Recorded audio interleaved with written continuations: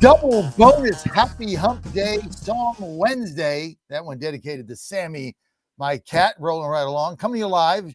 This is John Fredericks, where you are on the John Fredericks Radio Network. And I am your Godzilla of the truth in America, your oracle of the deplorables. We're not messing around, and we're loving it to have you right here with us at 6 a.m. Or what time is it now?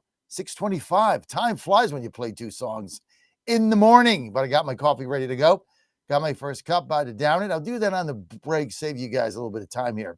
So I'll tell you why I'm fired up today, because it's double down time. That's why we played two songs, right? It's Double Down Wednesday. Why are we doubling down? Because I'm sick of the Democrats kicking our ass in these races.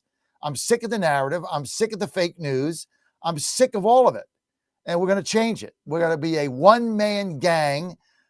This thing in Virginia has really fired me up.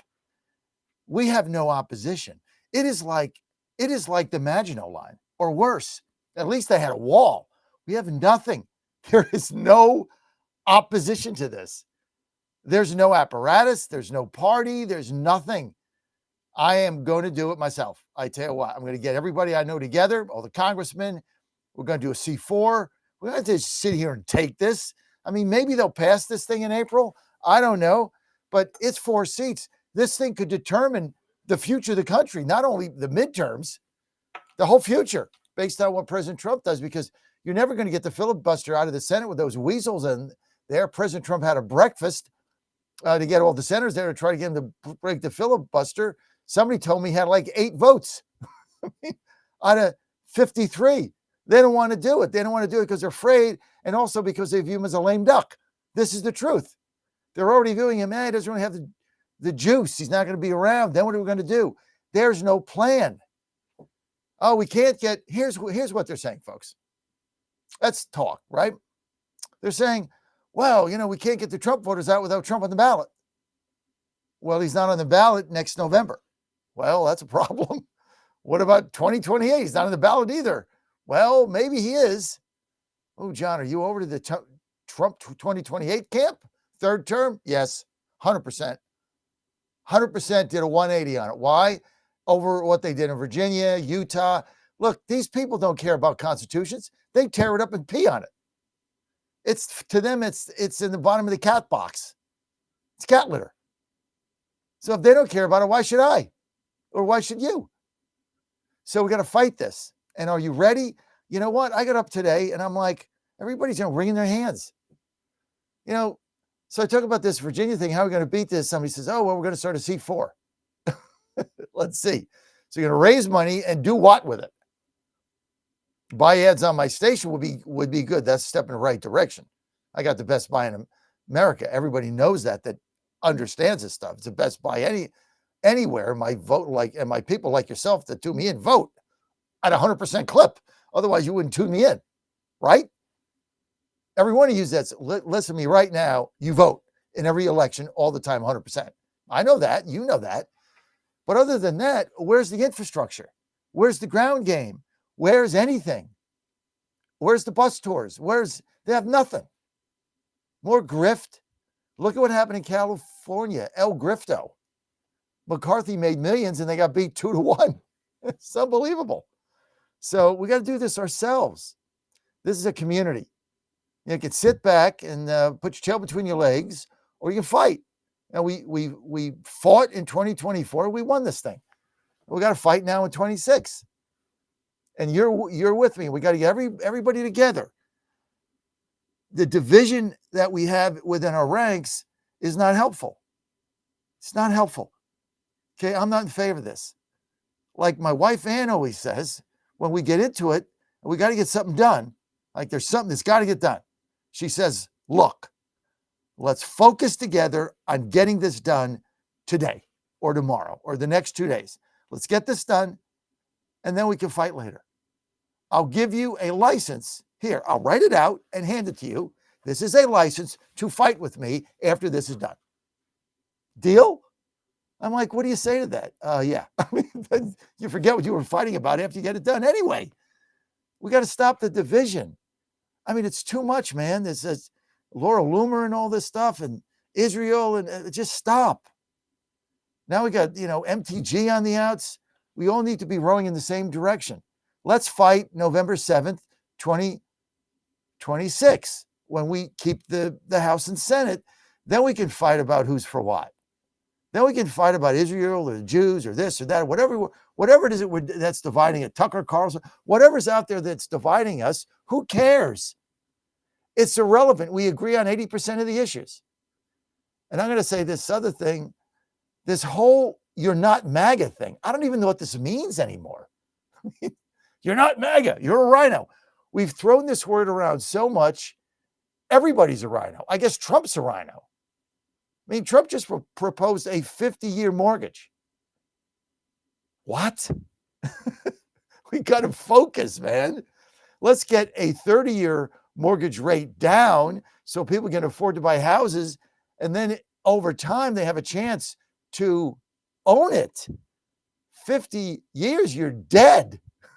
Or you're 90 or 80. I mean, I don't really see what that, I would never get a 50-year mortgage. I'm not arguing with the president, but we got to get together on this stuff. That's why I'm in favor of just extending the Medicare, the Obama subsidies with an off-ramp, with an income cap. I mean, they're trying to change the whole system in December. You can't do it. This is what we have to debate on. Let's get together. Let's get healthy. Let's get healthy. So that is my message today. Peace, love, and prosperity. Let's get together and stop the constant infighting. I mean, I'm gonna if I go in this chat, I guarantee you there's 5 people calling me not MAGA and a rhino. I guess Trump's not MAGA either. I guess Trump's a rhino. I mean, it's just we throw this stuff out and want to put everybody through some purity test. It just doesn't exist. We need all hands on deck, and we need to be friendly during it. Right? Now, there's certain people I'm going to draw the line with. Nick Fuentes, draw the line. Sorry. Alex Jones, draw the line. Sorry. I just draw the line. I mean, these people are racist and they're anti-Semites, and I don't want anything to do with them. But they're a tiny fraction. But the greater movement that we have is so robust if we can just get together and focus on what's at hand. And the first thing I got to do is I got to stop this Virginia thing. And we got to stop it at the ballot box. You're not going to stop it in the courts. Maybe there'll be a Hail Mary, and, so some judge will say, yeah, this is, what did they call it? There's no intervening election or something. Right? There's no intervening election. Maybe they'll stop it, but I have no confidence. Do you have any confidence in the judicial system stopping anything that's meaningful? Maybe but it's not going to go to SCOTUS because this is a state issue. This is a state court. This is going to go to Virginia Supreme Court. And I don't want to harp on Virginia. I don't live there, but we got to stop this. And I'm close enough and own enough stations here. I might buy another one. We got to get this thing rolling. So I'm getting the C4. I'm going to get off the sidelines here. I got tired when I got home from that bus tour. We got our ass kicked. But at least I did something. And many of you who donate to it, at least you did something. We got to do something. That's why I get up every day. Let's get something done. Right? You with me? Let's go. I'm not going to sit around and waste our time flapping our gums. Let's get something done here. Because together, we've seen this before. When we're together, they can't beat us. When we're together. This thing with Mandami in New York, wait till this guy starts implementing these policies. This is going to be a nightmare. And we got to capitalize on it. We got to call it out. Now, Elise Stefanik is running for governor. Okay, this is an issue. Let me tell you why. She's sucking all the air out of the room in a race she's unlikely to win that has nothing to do with the future of the country. Candid is what I am. I'm going to continue to speak boldly and plainly. I'm getting 5 emails from her a day, asking for money, asking for this, asking for that. I'm focused on winning congressional seats, not the governorship of New York, which is a long shot at best. And she's going to suck $250 million out of the system. When I say the system, There's only so much donor money. We're getting outspent at a return. So we're going to be very wise with our money.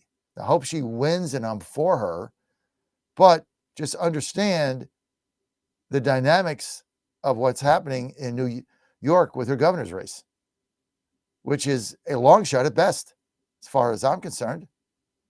So love her to death, rather see her in Congress leading the fight, rather seeing her on TV every day, not talking about New York, but talking about Trump's agenda, which without his agenda, New York becomes irrelevant to the equation. Now, maybe she'll win. She'll get more votes in New York City after the whole thing with Mondami goes down. But it's going to be nuts, man. It's going to be nuts. Hey, lace them up and lace them tight. Let's go. We've got a great show for you today. But remember, we're a community. And it's important you call. And it's okay to vent. I had a young lady yesterday that apologized for venting. Let me tell you something. Thank you for doing that. But never, ever do you have to apologize for venting on this show. This is why we have this show. So you can vent when it makes you feel better or you just have something to say. And I'm good with that. Okay, we do this show with love and grace. Now we get mad. And we got mad at the results last Tuesday. Yes, now it's 8 days. It's finally over. Happy hump day, right? But I want to get your calls. I want to know what you have to say, but I'm ready to roll. I got up today. I'm like, what the hell are we doing? Yeah, I had a week of whining. Yeah, I whined. I'm ready. I had a week.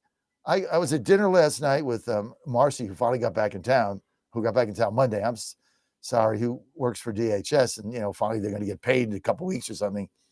And it's like, Ann was like, stop whining. I put up with you whining for a week. I'm done. I gave you a week to whine. Now I'm done with that. The hell are you going to do? Get up tomorrow and do something. Stop complaining about what happened. Come on, dude. Go to the gym. Go do some push-ups. Stop whining. Said your whining days are over. She said, I give you 7 days. Very gracefully. I'll let you whine for 7 days. Now I'm done. Get up off your ass and figure it out.